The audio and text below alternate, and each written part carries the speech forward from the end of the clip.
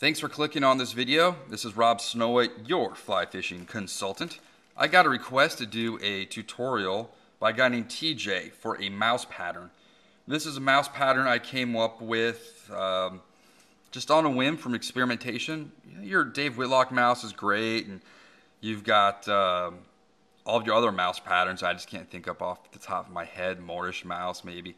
And those are all great and all, but they're made out of natural materials, and they're either going to sink or they're going to get waterlogged and be heavy to throw. I call this the Splat rat. It's very simple. There's only 3 materials involved, not including hook and thread. And you can tie it for dirt cheap, and it's super effective. It's been successful out here on the golf course I live on. I sneak out there at night sometimes.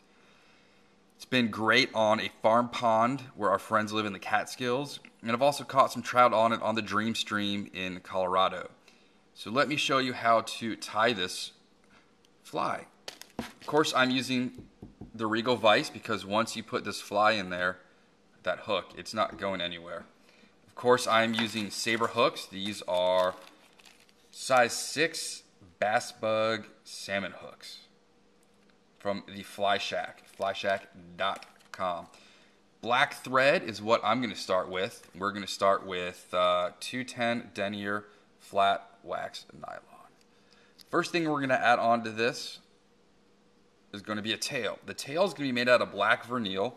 I picked up these when they were on sale up at Breckenridge Outfitters.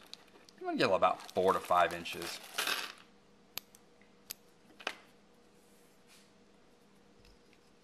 And simply wrap that down. Next up, we're going to take some black chenille. This is stuff I picked up at Walmart years ago. It's got those little glittery flecks in it. It's pretty cool.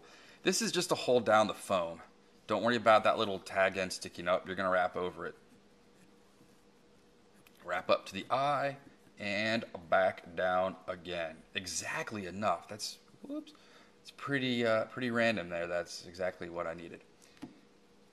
Wrap up. So your chenille's nice and tight now. Now the last piece of material, now that right there, that'll catch a fish. But we are going to use this insulation from the Home Depot. I think the other name for this fly is the Foam Depot. And you're going to see why, because it's foam and you get it at the Home Depot. You can't see what I'm doing here from your angle, but I am cutting off, about a good chunk of foam. About that much. It's sort of rounded. And all we're going to do, let me just straighten that edge off. Lay this down over the hook. See how the hook, we're just a little bit in front of the point. And you have to have strong thread for this. No wussy 6-0. Pull. I'm giving it tension. Tension. Notice I'm not releasing my hand right here. There is constant tension on that bobbin.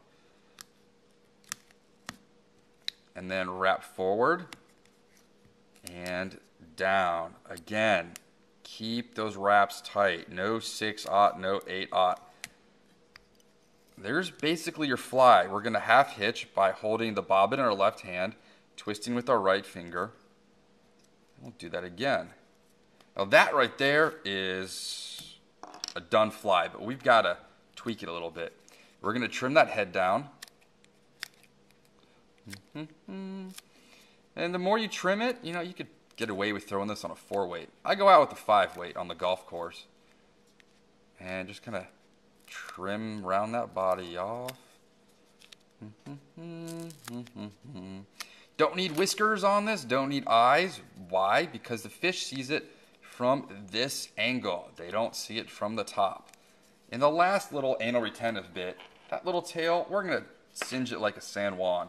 Take my fancy French lighter here. Kids, don't do this at home. Whoop.